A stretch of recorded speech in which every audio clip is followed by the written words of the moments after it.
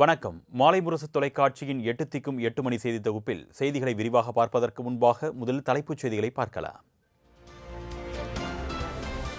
தமிழ்நாட்டில் நேற்று ஒரே நாளில் 14 இடங்களில் சதமடித்த வெயில்.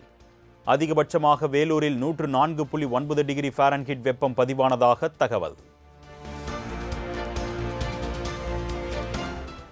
கோவை, நீலகிரி, ஈரோடு, சேலம், தருமபுரி, கிருஷ்ணகிரி ஆகிய 6 மாவட்டங்களில் வரும் 30ஆம் தேதி கனமழைக்கு வாய்ப்பு. சென்னை வானிலை ஆய்வு மையம் கணிப்பு. நீலகிரி, கோவை, ஈரோடு, சேலம், தருமபுரி உள்ளிட்ட 8 மாவட்டங்களில் மே 1 மற்றும் 2 ஆகிய தேதிகளில் கனமழை பெய்யக்கூடும். இன்று முதல் நாளை மறுதினம் வரை தமிழ்நாட்டில் பல்வேறு பகுதிகளில் மிதமான மழை பெய்யும் என்றும் வானிலை ஆய்வு மையம் அறிவிப்பு.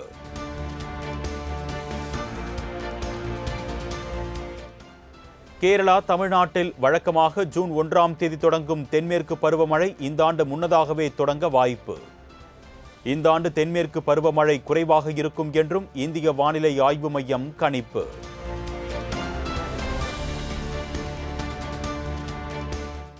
மேற்கு வங்கத்தில் இறுதிக்கட்ட தேர்தலுக்கான பரப்புரை இன்று மாலை 6 மணியுடன் ஓய்வு. பிரதமர் மோடி, அம்மாநில முதலமைச்சர் மம்தா பானர்ஜி, ராகுல் காந்தி உள்ளிட்ட தலைவர்கள் தீவிர பரப்புரை.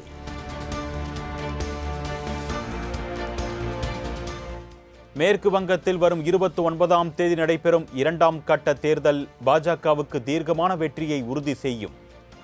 நடந்து முடிந்த முதற்கட்ட தேர்தலில் மம்தா தலைமையிலான திரிணாமுல் காங்கிரஸ் அரசின் ஆணவம் அடியோடு தகர்த்தெறியப்படுவதாகவும் பிரதமர் மோடி பேச்சு.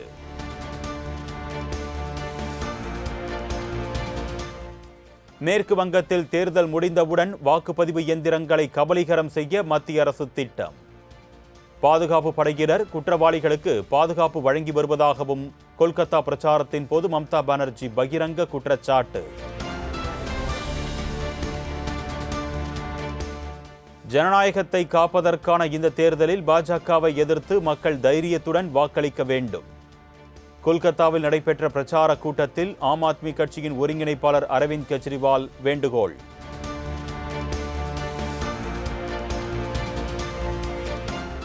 மேற்கு வங்க மாநிலம் அசன்சோல் பகுதியில் காங்கிரஸ் தொண்டர் தேப்தீப் சட்டர்ஜி படுகொலை செய்யப்பட்ட விவகாரம். மேற்கு வங்கத்தில் ஜனநாயகத்திற்கு பதிலாக திரிணாமுல் காங்கிரஸ் கட்சியின் தீவிரவாதமே மேலோங்கியுள்ளதாகவும் ராகுல் காந்தி குற்றச்சாட்டு.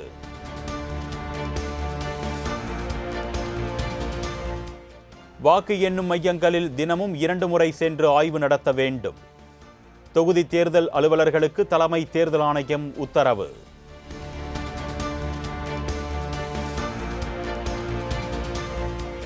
ஐஸ்கிரீம் உற்பத்தி நிறுவனங்கள், குளிர்பானம் உற்பத்தி நிறுவனங்களில் தொடர்ந்து சோதனையிட ஆணை.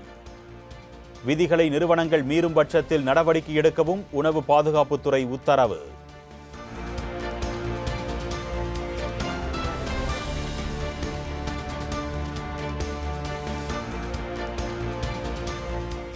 MBBS, BDS உள்ளிட்ட இளநிலை மருத்துவ படிப்புகளுக்கான நீட் தேர்வுக்கான ஹால் டிக்கெட் வெளியானது.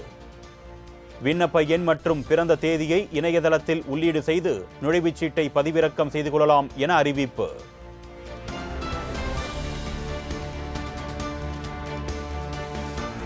அரக்கோணம், திருத்தணி மின்சார ரயில் சேவை இன்று முதல் 21 நாட்களுக்கு ரத்து.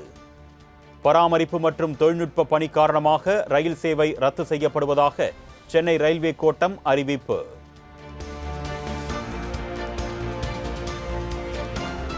தஞ்சையில் விமர்சையாக நடைபெற்ற பெரிய கோவில் சித்திரை திருவிழா தேரோட்டம்.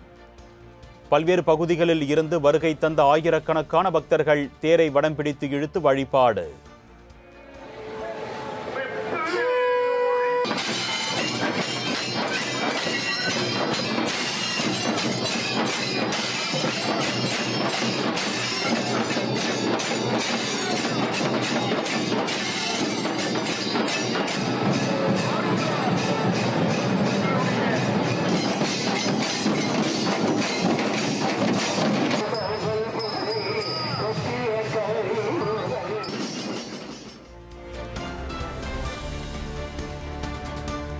தேர்தலில் வாக்களித்துவிட்டு தென் மாவட்டங்களில் இருந்து சென்னை திரும்பும் மக்கள். சிங்கப்பெருமாள் கோவில், கூடுவாஞ்சேரி, ஊரப்பாக்கம் பகுதிகளில் கடும் போக்குவரத்து நெரிசல்.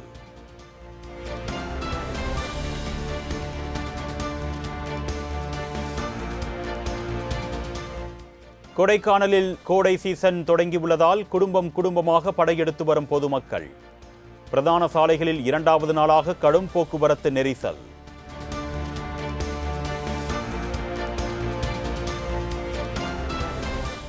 கோடை வெயிலின் தாக்கம் மற்றும் பள்ளி விடுமுறை என்பதால் தூத்துக்குடி முத்துநகர் கடற்கரை பூங்காவில் குவிந்த பொதுமக்கள். கடலில் நீராடி குதிரை சவாரி, படகு சவாரி செய்து குடும்பத்துடன் கொண்டாட்டம்.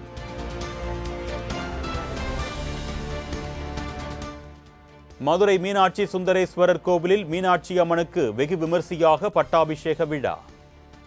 திரளான பக்தர்கள் பங்கேற்று சாமி தரிசனம்.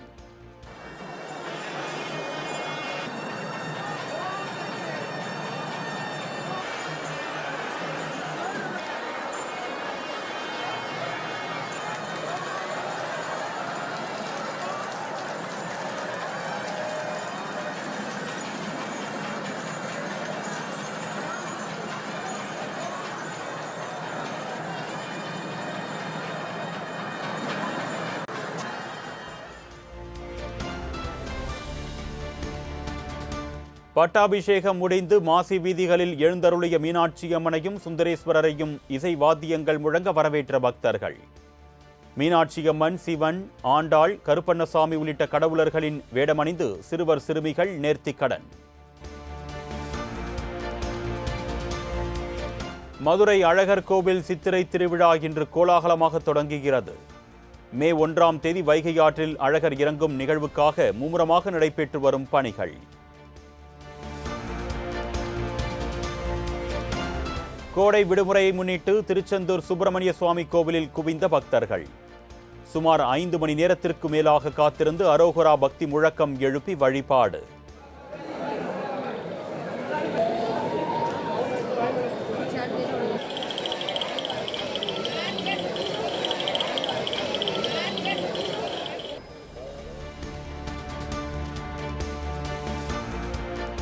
வேலூர் ஜலகண்டீஸ்வரர் கோவிலில் 6ஆம் நாள் பிரம்மோற்சவம் கோலாகலம். 63 நாயன்மார்களுடன் எழுந்தருளி பக்தர்களுக்கு காட்சியளித்த ஜலகண்டீஸ்வரர், அகிலாண்டீஸ்வரி அம்மன்.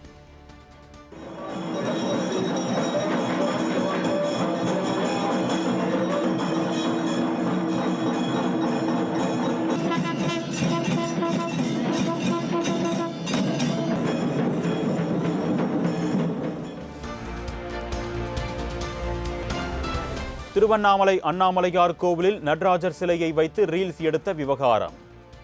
இணையத்தில் வீடியோ வெளியான நிலையில் உரிய நடவடிக்கை எடுக்க வேண்டும் என்று சமூக ஆர்வலர்கள் வலியுறுத்தல்.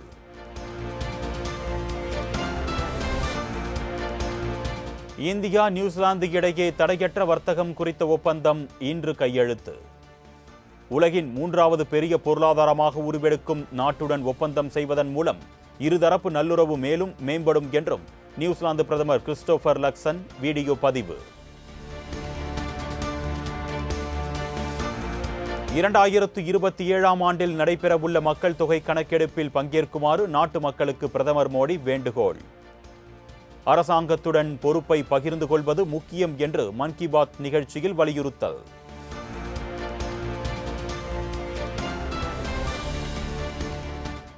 சைபீரியாவின் பனியில் 24,000 ஆண்டுகள் உறைந்து இருந்த ஜாம்பி புழு இனப்பெருக்கம் செய்ய தொடங்கியுள்ளதாக விஞ்ஞானிகள் தகவல்.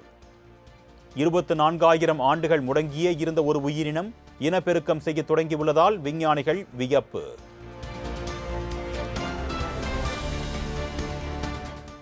இந்தியாவின் முதல் உள்நாட்டு புல்லட் ரயில் 2027ஆம் ஆண்டு முதல் இயங்கும் என தகவல். மணிக்கு 250 முதல் 280 கிலோமீட்டர் வேகத்தில் செல்லும் இந்த புல்லட் ரயில் மும்பை அகமதாபாத் வழித்தடத்தில் இயக்கப்பட உள்ளது.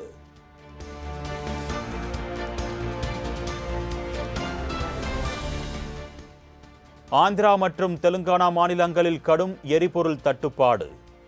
பல மணி நேரம் நீண்ட வரிசையில் காத்திருந்து எரிபொருள் நிரப்பி செல்லும் வாகன ஓட்டிகள்.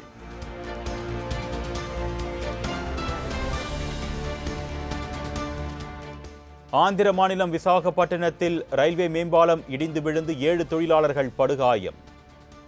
கட்டுமான பணிகளின் போதே இடிந்து விழுந்த நிலையில் காயமடைந்தவர்கள் உயிருக்கு ஆபத்தான நிலையில் மருத்துவமனையில் அனுமதி.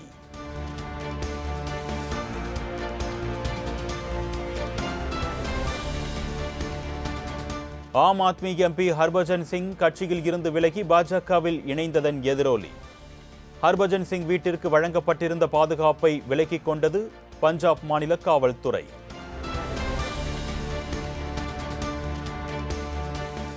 பாஜகவிற்கு தாவிய ஆம் ஆத்மி எம்பிக்களின் வீடுகளை முற்றுகையிட்டு ஆம் ஆத்மி கட்சி தொண்டர்கள் போராட்டம்.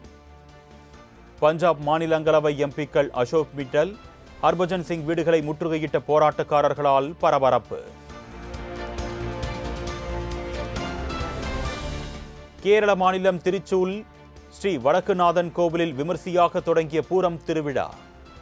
அலங்கரிக்கப்பட்ட யானைகள் புடைசூழ மேலதாளங்கள் முழங்க நடைபெற்ற விழாவில் ஆயிரக்கணக்கானோர் பங்கேற்பு.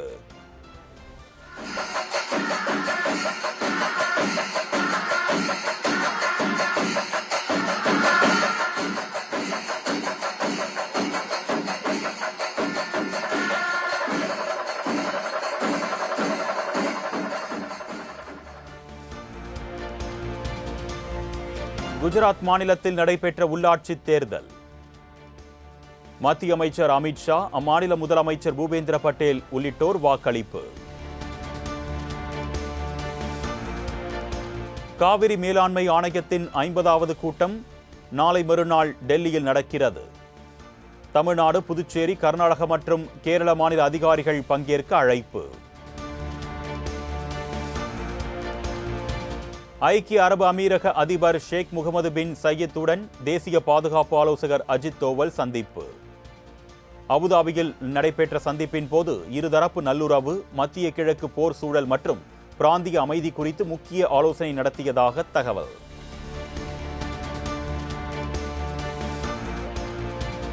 சென்னை சேப்பாக்கத்தில் நடைபெற்ற ஐபிஎல் போட்டியில் 8 விக்கெட் வித்தியாசத்தில் குஜராத் அசத்தல் வெற்றி. முதலில் விளையாடிய சென்னை அணி நிர்ணயிக்கப்பட்ட 20 ஓவர்களில் 158 ரன்கள் எடுத்த நிலையில் பின்னர் விளையாடிய குஜராத் அணி 2 விக்கெட்டுகளை மட்டுமே இழந்து வெற்றி பெற்றது.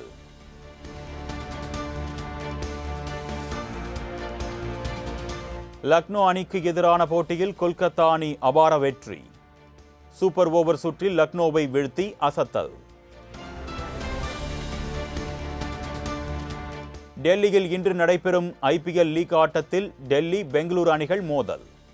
போட்டியை வெல்ல இரு அணி வீரர்களும் தீவிர வலைப்பயிற்சி.